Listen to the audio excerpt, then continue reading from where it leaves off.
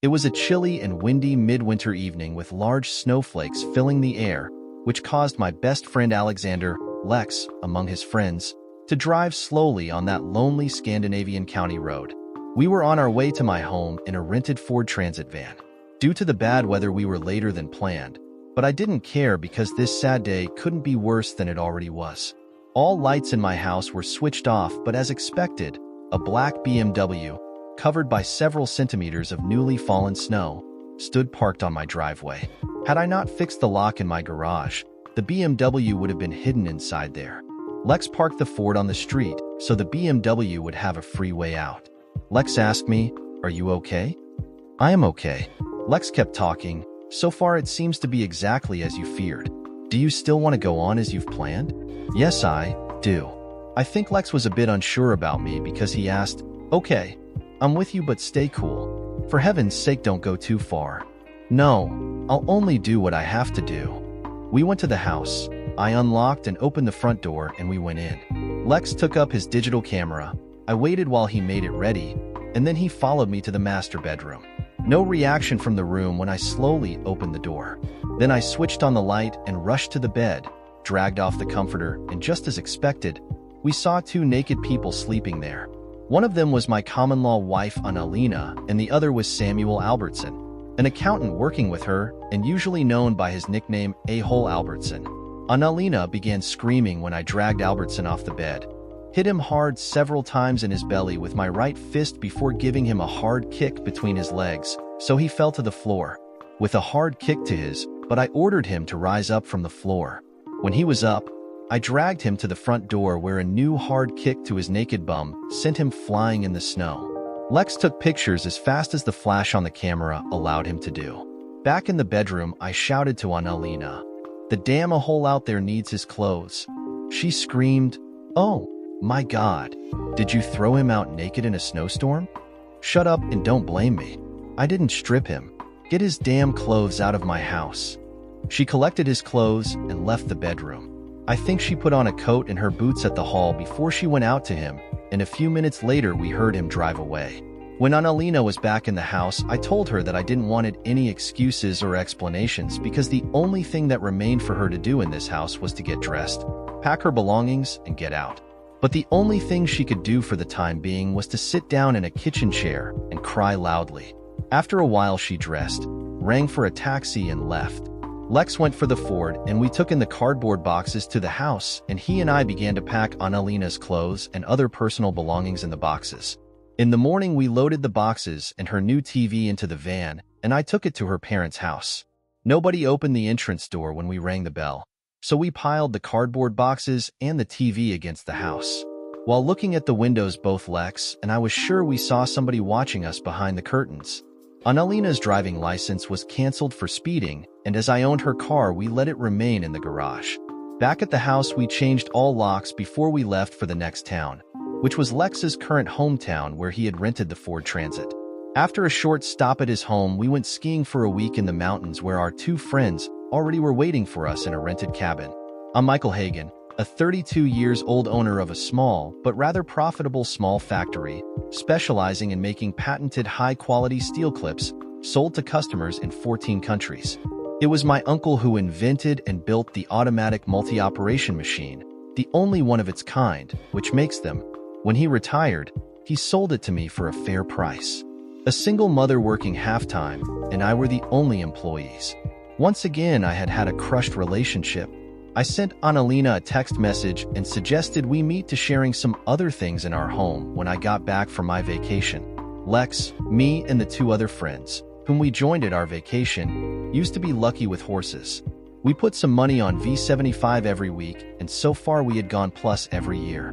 V75 is a very popular and very big weekly horse game. The simple rule is to pick out the winners in 7 trotting races. 7 winners in a bet can give anything between 120 million equal to US dollars, depending on the number of unexpected high-odds winners in the races, and far less prizes for bets with for 6 and 5 winners. Of course, to pick out 7 winners in 7 races would be a genuine mission impossible if it hadn't been for the very low price, equal to 8 US cents a bet. Most people used to pick out a single winner in 2 of the races, and have the other 5 races covered with several horses in each race. Our gang usually gambled for amounts equal to $200 to $250 in US dollars a week, which gave us system with 1,500 to 2,000 bets. If I could be regarded as lucky with horses, it was quite opposite with girlfriends. Usually it was easy for me both to get them and get rid of them. San, the girl before Annalena, was a real beauty, tall, slim, and naturally blonde, but unfortunately she fit into the description stupid blonde. Many guys in town regarded me as a fool when I dumped her, but I found it impossible to be with a woman who never did anything at all at home and spent everything she earned on clothes, hair, and makeup equipment. Though I got some money from V75 and took a fair salary from my company, which gave me a good living for an average guy, I was too poor to afford an expensive trophy girl like San, especially after her interest for sex began to be limited to quickies. We parted without quarrel, and she almost immediately met a wealthier guy who was happy with a new trophy girlfriend. I met Annalena, who was quite different and in many ways a dream girl during our first 4 years together until her company hired a-hole Albertson as their new accountant. Albertson is a funny guy in many strange ways. He is the most clever and best-paid tax expert and accountant in this small town. Living a good life with a lovely, beautiful wife, 2 nice small kids, and one of the nicest houses in town, he got into serious problems when his wife at last caught him cheating. She kept him sweating for some time before she forgave him after counseling and his promises never to do it again. To keep some pressure on him, she demanded, and he agreed to give her their expensive house as her private property. Albertson kept his promises and was faithful for almost a year before he was caught again. Now she kicked him out and filed for divorce. After sharing their stocks, bank accounts, and losing the expensive house, Albertson moved in with his mother in her big house. Though he had several discreet affairs while married, now he forgot all scruples. He sold his family car and bought an expensive BMW as a real extender.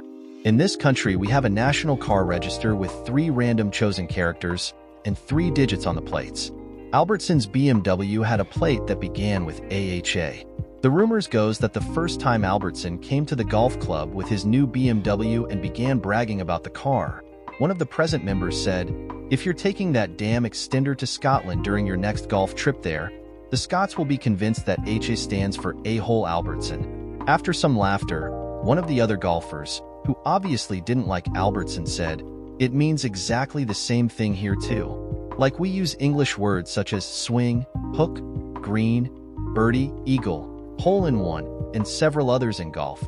Albertson's new English nickname was accepted without any problem among the golfers. From that moment, many club members began to call him for A-hole Albertson, probably because he had caused a very sad divorce for a nice couple at the club, and his habits of using his wealth and social talents for seducing and screwing other men's wives and girlfriends rather soon got his new nickname spread all over the town. Albertson didn't like me very much since I had refused to vote for him as chairman in our Marina Club, which had left him yelling at me about paying back with interest. Obviously, he saw his possibilities to get 2 flies in 1 hit. When the old accountant at Annalena's work retired and Albertson was hired to replace him, probably he would have made his attempts on a lovely woman like Annalena, whoever she had been married to. But now he didn't see any disadvantages of both getting even with me and screwing the very nice woman I intended to marry in the future. As usual, Albertson did a good job when he immediately saw how old and inefficient their accounting system was and persuaded the owners to purchase new modern computer programs and assisted Annalena to get used to them. Of course, they had lunches together now and then, and as there were nothing strange with that, I hadn't any reason to care about what Annalena did at her work or with whom she had her lunch. Then she began to show signs of her increasing interest for Albertson. She told me he did so-and-so, the price of his Rolex, how much he bragged about having one in Monte Carlo compared to the peanuts that I, in his opinion, got from the horses, and much more of his bragging. When she began to dress in different ways those days Albertson would come to her work, I had enough and tried to have a friendly talk with her about his earlier known seductions of married women and the consequences it had caused them and what it would do to her if she went too far in her admiration of Albertson. Annalena didn't appreciate my kind warnings, not at all.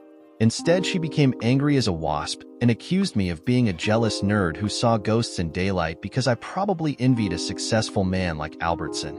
I really did my best to get Annalena to understand that this a-hole Albertson most of all wanted to get even with me because in his opinion, I had seriously humiliated him at the Marina Club. I told her that he was a notorious womanizer slowly working for his chance to get into her panties, and when he had done that, she would be out of my life and probably even out of Albertson's because his only interest was the seduction, not any relationship with screwed bitch, as he used to name his used praise. Nothing happened in that matter before the V75 gang had booked our annual Boys Week at a winter holiday resort in the north. Albertson had been away to see the national hockey team playing a match in our county capital, and several drinks later at the hotel bar after the match he had bragged about getting a creep's lovely wife very hot, and when the creep went skiing in the mountains, he would spend the nights with that lovely wife. Though the admirers had promised to keep quiet, one of them had told his wife, who told her sister, who told her fellow worker, who told her husband, who happened to be one of my V75 friends. He knew about a-hole Albertson's increasing interest in Annalena and told me so we could make our plans to take care of that problem. My plan had been simple. Before going to the vacation, I fixed the garage doors so they could not been opened from any side, so Albertson had to park his BMW visible on my driveway. On my way to the north, I would make a stop at Lex's house for a couple of days, if necessary, while waiting for information from a friend about a black BMW on my driveway. We had rented a Ford Transit and bought cardboard boxes and been ready to go when we got the expected message. Lex had taken many pictures during the debacle at my house. Some of them were very good. He was even a very skilled Photoshop user and couldn't resist the temptation to fix Albertson's tool to a very tiny size in the pictures. I sent Annalena a color picture in A4 size of her and Albertson naked in the bed after I dragged away the comforter. I wrote on the backside, "Hopefully this picture of you and the man in your dreams can replace the wedding picture I never got a chance to get taken and give you. I have never pretended to be a nice guy and jolly good fellow because it's okay for me to be an average man with some shortcomings and some advantages." A short time after my debacle with Albertson, I managed to hear the whispers behind my back that said, "There goes the chicken who got his girlfriend screwed by a-hole Albertson." The rumors say that my friends had felt sorry for me, worried for my health, and had decided that Albertson needed a real lesson. Obviously, they knew that most color printer leaves a small invisible ID on the picture and can be traced, so some of them bought a stolen printer during his visit at the Capitol. Then some of them had written and printed a leaflet with a picture of Albertson naked in the snow with Albertson's accounting company's logotype with phone and fax numbers. Over the picture was a text, "New extended service." Under the picture they had written, "As a real Nordic Viking, I proudly want to announce that I will be serving your female employees with all kind of male escort service for personal pleasures. References on request." Of course, while making those leaflets, they had never worked without rubber gloves or licked any stamps. When the printing was ready, the USB drive and the printer was to be dumped in one of the old water-filled deep mining pits in the forest. Exactly as the authors had planned, the leaflet caused the expected attention and consequences. Albertson went to the police and accused me. His lawyer sued me for libeling Albertson, and I sued Albertson for accusing me. Both Annalena and her father rang me. She only cried, and he threatened to beat me. Several of my friends, and even several of my customers, accused me of spreading it. Though I denied all knowledge of that leaflet, even one of my best friends told me I had gone too far in my vendetta with Albertson and canceled our monthly chess games. A policeman rang and asked me if I knew anything about the Albertson leaflet, and I told them the truth that I had got one by mail to my company, but I had no female employees who could have been interested in his services, so I had thrown it in the wastebasket. The rumors in town said that Albertson had been furious and thrown things at his office when he had got a letter from the police that had said, "Your cause is removed from the cause list because any conclusive evidence of crime is not found." He complained to the Parliamentary Commissioner for the Judiciary and Civil Administration, who only had replied with a short standard letter that no valid reason for a complaint was found. Once again, Albertson had been loudly screaming and swearing about our legal system. The gossip said that Albertson had sworn to pay back with interest, so I had hired a security company for keep an eye on my properties, and one of their night patrols had succeeded in catching a man throwing a stone in a window. That fit me perfectly because the man was one of Albertson's employees. Then Annalena found out that she was pregnant and decided to keep the baby, probably in some kind of hope that I would take her back. I didn't, and refused to sign any papers or pay anything at all before a DNA test. When the authorities tried to push me into agreeing to be the father, I told them they better ask Albertson, who had sex with her after me. While my vengeance with Albertson went on as planned, I wasn't very successful with women for the time being. At my age of 32, the number of available single women in the right ages was a bit limited in my small Scandinavian town. The main disadvantage in a small town is that everyone knows everybody and their backgrounds. It is not funny to be together with a girl when knowing all about her background and if she's been an easy lay in her younger days. I did like many others, tried my luck on the web. My first 3 dates were real fiascos in different ways. The worst one was 38 but had used a photo, which was at least 10 years old. One another was married and demanded that her husband be allowed to watch if we had sex next time we met. We didn't do that because there was no next time. The third was very handsome, indeed. A 26-year-old redhead, but she had too many problems, obviously many of them economic, which she expected me to solve. I didn't. Then I met Nina. She was great in many ways except one big problem. She had a weird dog, which was the main reason for her boyfriend dumping her. I liked dogs and had never had any problem with any dog until I met Nina and her dog. I really did my best to befriend that animal, but without any hint of success, and as she refused to get rid of it, we gave up our attempts to be a couple, and I had to confess that the dog was the winner. When Albertson heard about Nina, her dog, and me, he sent her a dog collar and a message saying that it would be useful now when she had 2 mad dogs. To my great surprise, Albertson's ex-wife Catherine rang me about the Marina Club's annual spring ball and asked me if I had a lady or if I could escort her. A membership in the Marina Club is both more difficult to get and more expensive than a membership in the local golf club. The simple reason is that there are no exact limits for the number of members in a golf club, but in the Marina Club, the number of members were limited to the number of spaces for their boats. During a short meeting, Albertson's ex and I agreed to go together to the ball, but without any further intentions. The simple reason why I once had not voted for Albertson as chairman was that before he was elected, he had accepted bribes for giving memberships to some of his cohorts, though the waiting list for a membership was several years. Exactly as expected, the ball was a great event with many photos in our local newspaper. One big color photo of Catherine and me outside the ballroom caused much gossip in town. A whole Albertson wasn't looking very happy when he found out whom I was escorting. One sunny day, something happened that gave us local single men a great challenge. Erica Peterson, a very beautiful, easygoing 28-year-old nurse who had been living in the country capital since she went to the nurse school 10 years ago, had gotten a job, met her husband, and settled down there. Her happiness had lasted until the day when she had forgot something at home and went there and found her husband screwing his 22-year-old secretary in their marital bed. She divorced him, and now she was back in our town again with her 2-year-old son. Her brother and I had been classmates at the school, so I knew him rather well, and when Erica and her brother met me at the supermarket's cafeteria, we had a pleasant small talk. Erica's brother joked that we 2 divorcees ought to have a date. I replied that it was a good idea and suggested to Erica that Saturday we take a trip to a big zoo park together with her little boy. She told me that she was busy elsewhere that weekend, but would be happy to go with me the next Saturday. We even decided to meet Wednesday evening to talk about the trip. I really looked forward to meeting Erica, and we met at a cafe just as we had agreed. Everything was fine until she told me what she had done during the last weekend. She had seen a musical at our capital, had a dinner at one of the best restaurants there, and spent the night at Sheraton. I asked, who was the happy guy? She replied, Samuel Albertson. Is he a friend of yours? What could I say? Off all available single men, she had choose to date the worst creep, a whole Albertson, who had really done his best to impress on her. The musical had been sold out for many months, so the tickets must cost him a fortune on the black market. Though my own date now sounded like a cheap budget alternative compared to his, I decided to continue my own race as planned and not care about Albertson.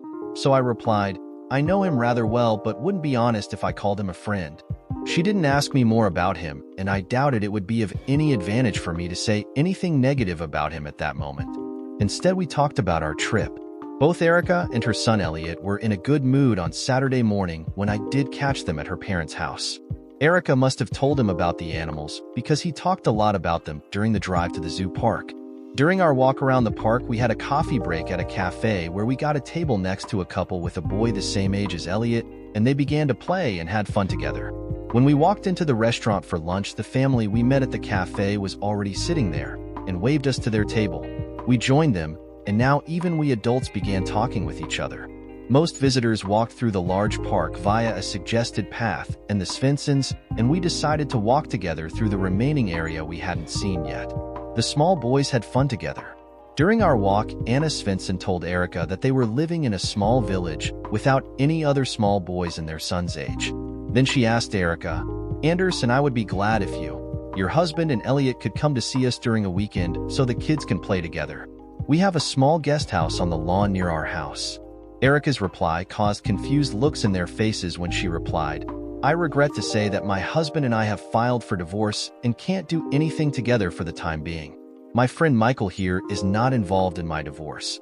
My husband caused it and had his secretary to assist him." Anna replied with a laugh, "I thought you and Michael were newlyweds. You look so happy together." I said, "I can only hope that we will be that someday."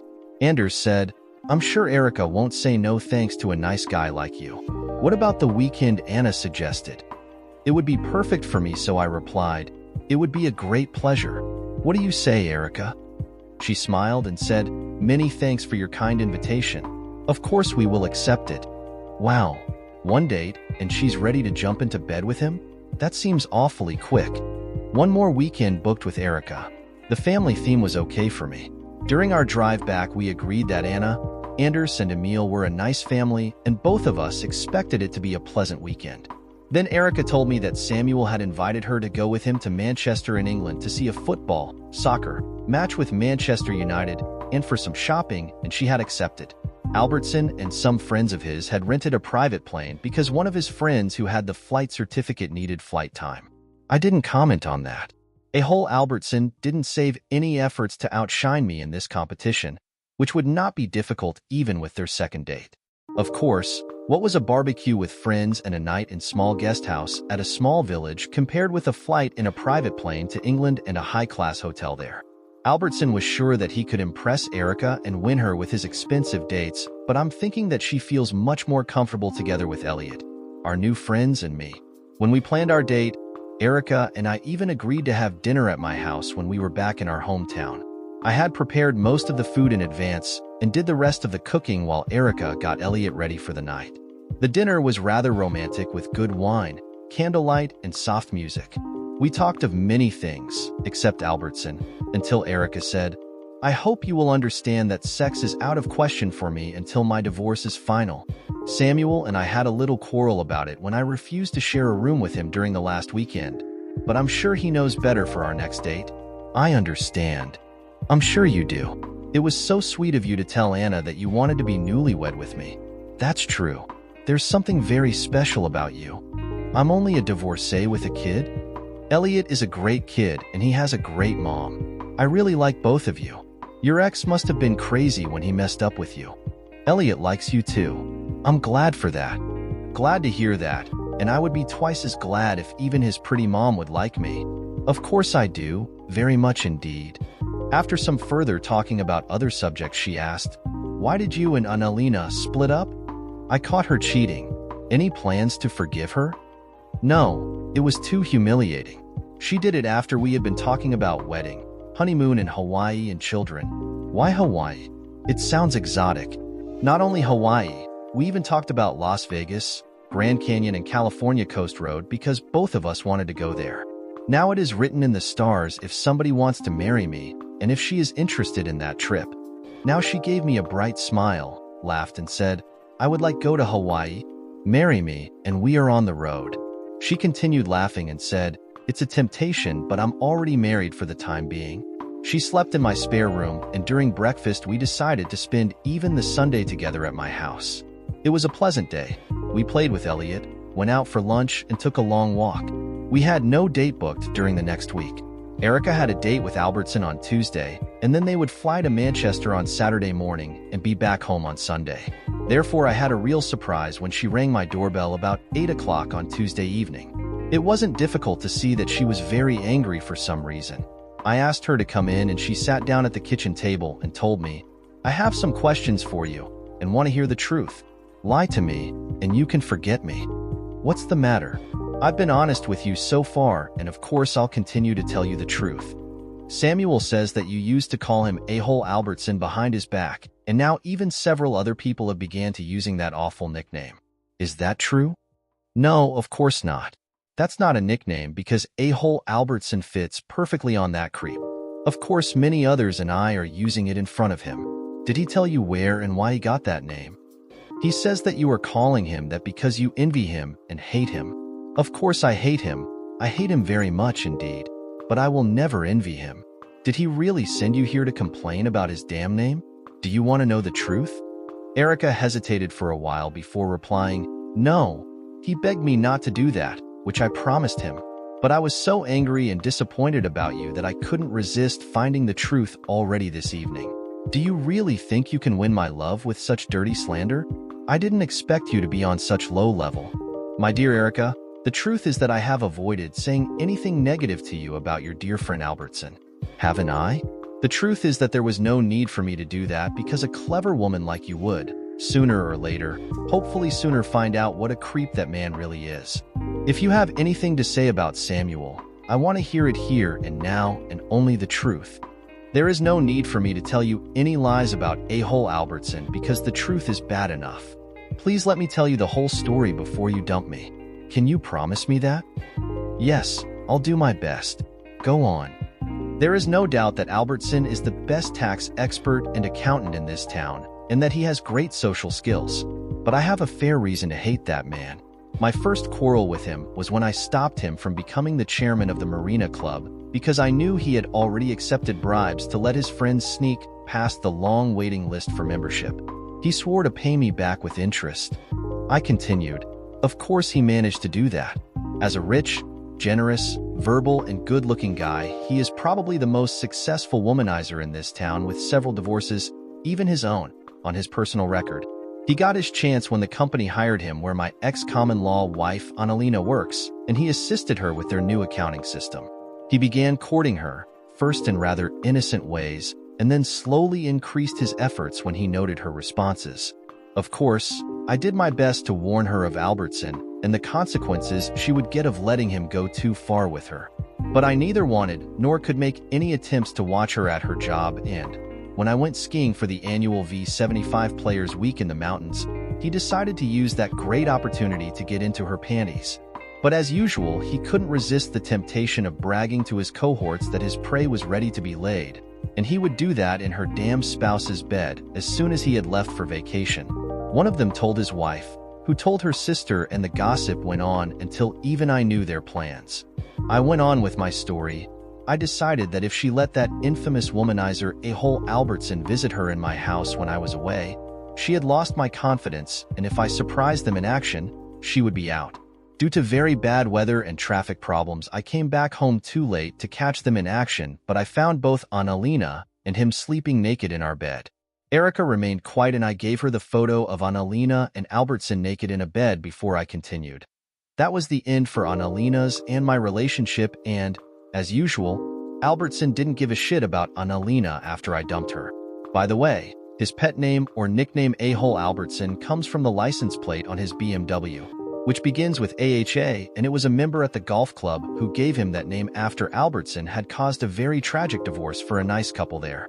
Looking her straight in the eyes, I continued, I wouldn't be surprised if Albertson even whined about me and his ex-wife Charlotte, since it is true that we went together to the Marina Club spring ball, but it was totally innocent, and she asked me to escort her because the ball is for members and their spouses only, and I don't have a spouse, and she is not a member, so it was simply a practical solution. I said, I have one more serious thing left to tell you about Annalena, Albertson, and me. She is pregnant, and I believe that Albertson is the father, but it will be a case for DNA testing. Now I remained silent, and Erica asked me, Did you tell me the truth? Yes, I told you the truth. If you don't believe me, ask people in town. Why haven't you told me anything before? Because I hope to have enough with my own advantages to win your love. That's why I chose to date you in simple ways, which gave us a fair chance to really know each other before we went further. Albertson preferred to date you in a different manner, and it is up to you to decide whom you prefer over the other, or if you don't like any of us after what I told you. I can tell you that I had much more fun during the date with you, and I really look forward to the family weekend with Anna and Anders. So, I'm not dumped yet? Obviously not. I really hope you didn't lie to me. No, I didn't. By the way, you never told me why Albertson began whining about his pet name. We had tea and shrimp sandwiches at the small restaurant besides the bank when two couples came in there, and one of the women almost yelled with a loud voice, "There is a-hole Albertson seducing some poor scumsucker's silly wife. Dear bitch, skip that damn a-hole before it's too late for you." Erica said that several of the other guests had laughed loudly, but Albertson had not dared to say a word before the couples were seated at the other end of the restaurant. Then he had begun to accuse me of creating his nickname and spreading nasty lies about him. Erica left, and to my surprise, she was back at my house on Thursday and told me that she had asked a lot of people about Albertson, even his ex-wife, and all of them had confirmed what I had told her. Albertson had told her that the other guys had refused to take a woman with them on a football trip, so he canceled their date, and he hadn't been too sorry because he sold her seat in the plane and the match ticket for a high price to one of his friends. Erica told me that Elliot was with his dad that weekend and asked if she could spend the weekend with me at my house. Of course I agreed and even offered to take her to a nice hotel somewhere, but Erica said she preferred a lazy weekend at home. After a very romantic dinner on Friday evening, we ended up necking. I got horny as hell and noted that even she was hot, very hot indeed. But she whispered in my ear that she intended to let the sex wait until she was divorced. During all my adult life, I have always remembered what an old man said to me when I was a boy. Everything is possible if you try damn hard. I did my very best to keep her hot, and after a long, intensive kiss, I whispered in her ear, "I love you, and I'm dreaming about being your husband. But it's fair that we'll have some practice before our wedding night so everything will be perfect then." Erica's reply took me with total surprise when she whispered, "I must agree to that." Thereafter, it was only a question of a few seconds before both of us were naked in my new bed. Of course, we didn't need any practice because the sex was great from the very beginning. I was convinced without any doubt that it was some of the very best sex I ever had taken any part of. Even Erica must have felt the same because she was totally wild until our dual climax, and afterwards, as soon as she was back to normal breathing, she said, "You must marry me. You must do that. Promise me that. Do you?" I proposed and she said, "Yes." I was suspicious about how easy I had won against Albertson, but expected him to keep a low profile until he sooner or later found some excuse to try again with increasing courting of Erica if we became a couple. Then I found the real reasons why Albertson gave up the competition about Erica. Her ex had been promoted to a real top job and wanted her back as one of the leading ladies in our county. No doubt that Albertson expected to get a good laugh at my expense when she left me. Especially now after he had managed to get a new gorgeous girlfriend, a lawyer who would work 1 year at the local law firm. She could be described as 9 points of 10 available. However, Erica, Elliot, and I had a very pleasant weekend together with Anna, Anders, and their son Emil. Erica and I even got in some quickies while Elliot slept. The next week was a difficult time for me because Erica was going to see her ex during the weekend and discuss the possibilities of canceling the ongoing divorce and go on with their marriage and give Elliot a fair chance to grow up with both of his real parents. I kept a low profile and told her that it was her own decision. A-hole Albertson had sent her a nice card wishing her and her husband good luck. But Erica said that she had sent it back to him with a comment that suggested he put it up in the place advised by his pet name. Obviously, she didn't like him very much any longer, probably because he had dumped her when he canceled their England date. Erica left early on Saturday morning. She gave me a hug and was gone, probably forever. I had a feeling that she really wanted to save her marriage, but I couldn't blame her. We had agreed that she wouldn't contact me before she was back again, either to collect her belongings or to stay forever with me. It was a long, sad day for me. My V75 friends shoved up after lunch so we could follow our gambling on one of the commercial TV channels. Though we had all 7 races right and won a fair amount, equal to around $23,000 in US dollars, I couldn't show any happiness at all, which made my friends seriously worried. They had seen me go further after a number of crushed relationships before, but never before seen me so wrecked, not even after my separation from Annalena. Lex said what all of us knew. "You really love this woman with all your heart." I wasn't in any mood to go out celebrating, so we rang for Chinese food and stayed at my house. About 10 o'clock in the evening, all of us were really surprised when Erica came back with a big black eye. After she had told me that she intended keeping her part of our wedding plans, and after she and I had hugged and kissed for several minutes, she told us that it was her ex who had hit her. After my friends had left us, Erica told me everything about the meeting with her ex. When they met, he had taken her on a tour of his new office and bragged about all-included benefits. Then he had taken her to a big old house in one of the best-regarded expensive old areas with a nice view over the local lake. The house was for sale, and the present owner had agreed to show it to them. Erica didn't like the old area because there were no other kids of Elliot's age. She even disliked the house. It was too big for their needs and even in need of much maintenance. When she had told her ex about her doubts, he only said that she could work part-time and use the remaining time to assist the maintenance people. He had left an offer with the broker, and if it were accepted, the house would be his. Already his selfish choice of a house that Erica didn't want to live in had put her in very negative mood against the whole idea about forgiving him and continuing their marriage. When she asked him about the price and monthly expenses for it, he had told her that it wouldn't cost her anything at all because he intended to keep it as a private investment. After the house tour, the ex had told her about his plans for the evening. He had rented a room and booked a dinner at the best hotel in town and suggested they go to the room for some rest before dinner. Erica had refused to do that and told him that she had an appointment with a friend. She hadn't, but now she knew for sure that she didn't love him any longer and had no interest in any hotel room sex before the dinner with him. When they met for dinner, he had immediately asked her if she had met a new man.